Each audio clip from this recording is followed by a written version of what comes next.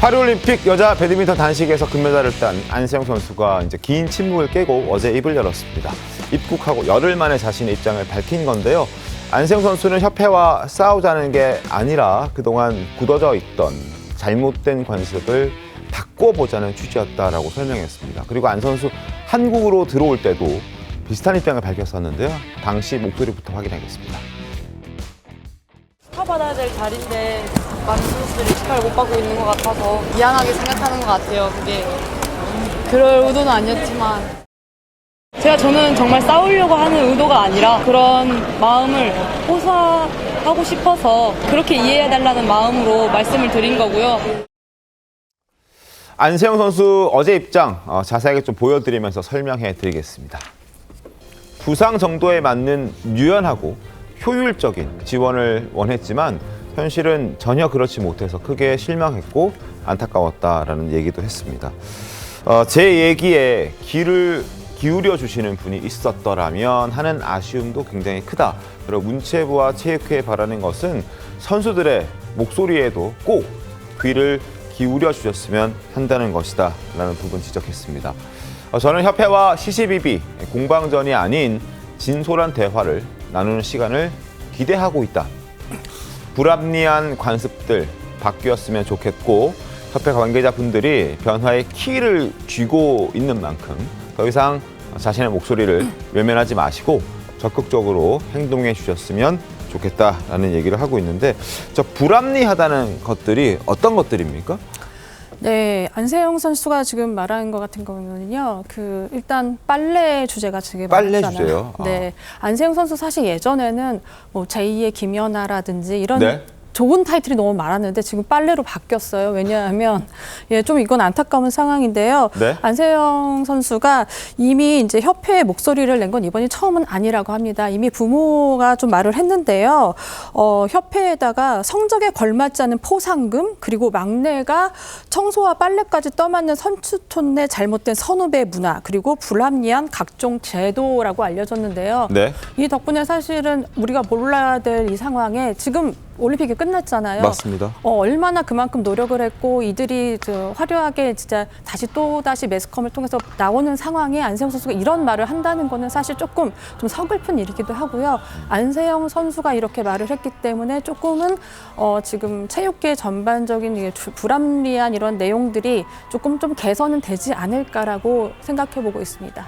알겠습니다. 지금 안세영 선수가 얘기하고 있는 선후배 간의 어떤 위계 질서, 딱딱한 과거의 어떤 관습들 이런 것들을 좀 바꿨으면 좋겠다라는 목소리를 내고 있는 것인데 사실 이건 비단 배드민턴 종목에만 있었던 것은 아닙니다.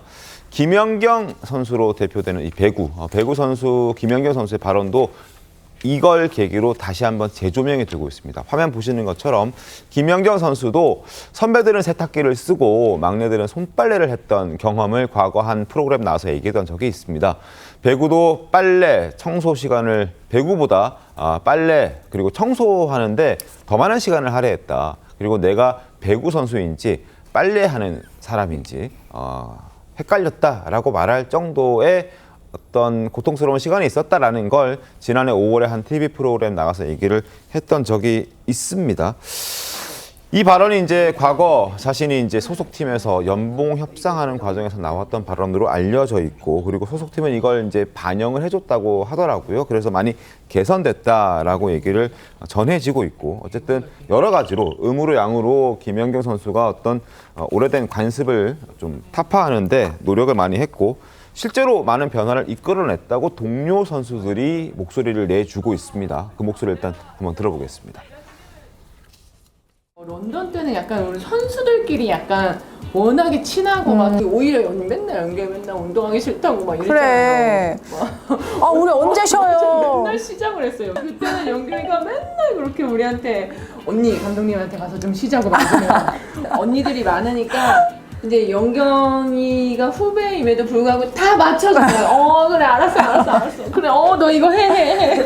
영경이 때문에 그렇게 4강을 갔었던 거니까 그러니까 그 이후로 여자 배구가 계속해서 이제 인기가 많아지면서 그러니까 지금 연봉 많이 받고 있는 선수들조차도 사실 진짜 다 영경이한테 좀 고마워해야 될 정도로 영경이가 워낙에 배구계 해놓은 일들이 많은데 이거를 좀 이제 남은 선수들이 잘 유지해주고.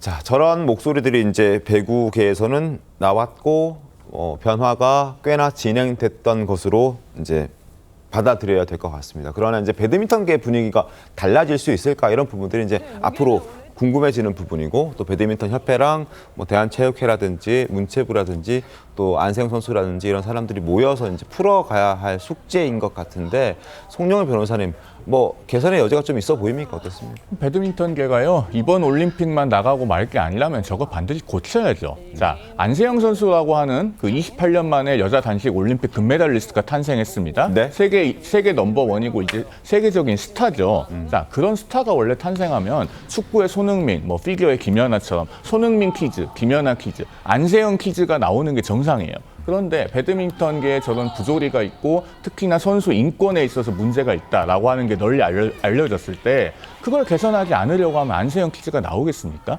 사실은 안세영 퀴즈가 많이 몰려들고 그러면서 자본도 더 배드민턴계에 들어오고 그렇게 해야지 배드민턴계가 발전을 하는 거예요. 그러면서 고래를 계속 품을 수 있는 적어도 우물이 아닌 수영장 정도의 환경이 조성되는 겁니다. 지금 배드민턴계가 굉장히 기로에 서 있고요. 여기에서 스스로 우물이 아니라 수영장 수준으로 만들려는 혁신을 하려는 노력을 보여야 됩니다. 그래야지 우리가 그 고래를 계속 우리 가까운 곳에서 볼 수 있고 그렇지 않으면 고래는 바다로 되돌아갑니다. 알겠습니다. 노력을 조금씩 하려는 것 같긴 합니다. 1차적으로 배드민턴 협회가 진상조사에 착수를 했습니다. 김학균 대표팀 감독을 불러서 조사를 했다고 하는데 남희영 기자님, 네. 김학균 감독을 상대로 어떤 뭐 조사들이 좀 진행이 됐습니까? 네, 사실 그 원인의 제공자라고 해야 될까? 왜냐하면 처음에 아마 다들 그거 또 기억하실 거예요. 안세영 귀국하는 길에 안세영 씨를 이렇게 싹 스쳐가는 김학균 감독의 모습에서 정말 사이가 안 좋구나 약간 이런 오해까지 샀었는데요. 네. 김학균 감독은 뭐 이에 대해서는 절대 불화 아니다, 사실이 불화 아니다라고 아니다. 얘기했고요. 일단 협회는요, 일단 우리 바로 이 장면이죠? 싹 네. 지나가는 모습.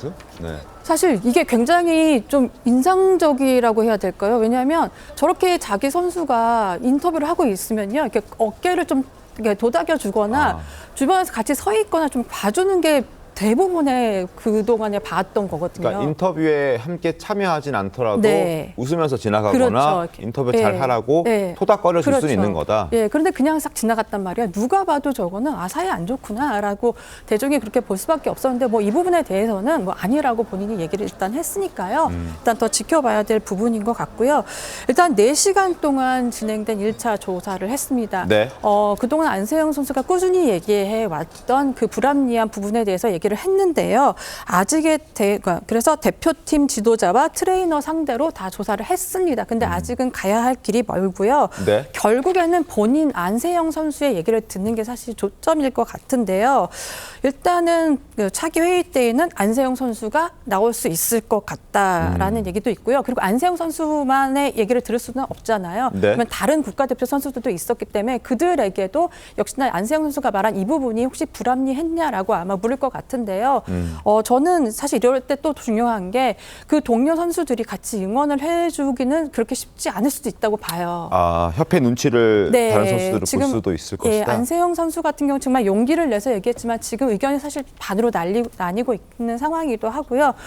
저는 동료 선수들도 정말 안세영 선수처럼 조금이라도 이 불합리한 부분이 있었다면 거짓 없이 얘기하는 게 사실 이번에 배드민턴계의 이런 오래된 관습을 좀 바꾸는 중요한 계기가 되지 않을까 봅니다. 근데 동료 선수들 사실 쉽진 않을 것 같긴 네. 합니다. 김영주 의원님. 그러니까 동료 선수들도 배드민턴 협회 눈치를 안 볼 수는 없고 왜냐면 배드민턴 협회가 그래도 그 선수들을 관리하고 앞으로 선수 생활을 하거나 은퇴했을 때 또 어떤 배드민턴 업계에서 일을 하려면 관계가 안 좋으면 또 사실 안 좋은 거잖아요. 그러니까 저는 좀 구분했으면 좋겠습니다. 진상조사라고 하는 것은 선수한테 하는 게 아니고 사실은 정부가 배드민턴 협회에다 대고 대상으로 진상조사위를 꾸려야 된다고 그렇죠, 봅니다. 그렇죠. 네. 지금 이 사안에 대해서 협회에서 중학교 때 대표 선수가 빨래하는 부분에 대해서 원래 그랬다. 그거 고치는데 시간 걸릴 것이다. 그런 입장을 가진 협회에다 대고 그 협회가 주체로 선수들한테 물어보면 선수들이 어떤 편안한 마음으로 답을 하겠습니까? 제가 생각하는 것은 선수들의 애로사항을 얘기하는 것은 조금 부드러운 워크샵 같은 데서 자연스럽게 우리가 군대에서 소원 수리하듯이 그렇게 자연스럽게 받아서 이렇게 점차 문화적으로 변화한다든지 제도적 개선해야 되는 것이지 진상조사 이런 하면 상당히 무겁잖아요. 딱딱하다. 무슨 뭐 예, 조사받으러 예. 가는 것처럼 그런 부분에서 좀 구분돼야 되고 진짜 진상조사는 협회를 대상으로 해야 된다. 저는 그렇게 그렇죠. 봅니다. 그런 지적들이 있습니다. 그러니까 지금 안세영 선수가 문제를 제기한 이 상대가 바로 배드민턴 협회고 이 배드민턴 협회도 지금 본인이 대상이 되어야 될 어떤 상황인데 본인이 주체가 되어서 협회가 주체가 되어서 진상조사를 한다는 게 조금 말이 안 된다라는 지적들도 나오고 있습니다. 근데 이제 문체부가 좀 움직여줘야 하는데요. 김정혁 위원님, 문체부는 아직 움직임이 없는 것 같더라고요. 아니, 문체부에서는 그 진상조사위 구성에 대해서 네. 그 문제가 있다.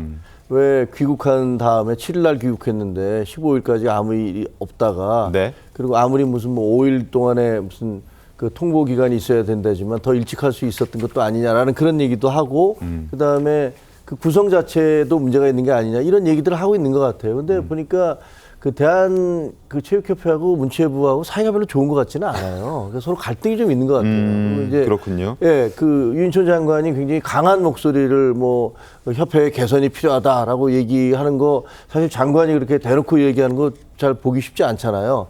그런 걸 보건대는 네. 아마 지금 이제 그 지금 체육회장님하고 네. 장관님이 별로 이렇게 크게 썩 사이가 좋지는 않아 보이는 것 같고 그러다 보니까 이제 그 배드민턴 협회를 계기로 해서 다른 체육협회에 다른 협회들, 네. 다른 협회들은 또 문제가 없느냐라는 것들에 대해서도 뭐 전반적으로 좀 조사를 하겠다라는 그런 움직임인 것 같아요. 그래서 글쎄 이번에 뭐 다들 그렇잖아요. 휘슬블로라는 게 있잖아요. 네네. 호루라기를 누군가 불면 그때부터 뭐 달라지는 거거든요. 그래서 세상이라는 게 저렇게 그 어느 시점이 되면 누군가는 아까 김연경 선수도 얘기했고 네. 또 이번에는 안세영 선수지만 이건 좀 옳지 않지 않습니까? 라고 얘기하는 사람들이 나와야 네. 그래야지 변화가 생기는 거 그건 뭐 어쩔 수 없는 세상의 흐름인 것 같아요. 알겠습니다. 상황을 저희가 계속해서 좀 지켜보도록 하겠습니다.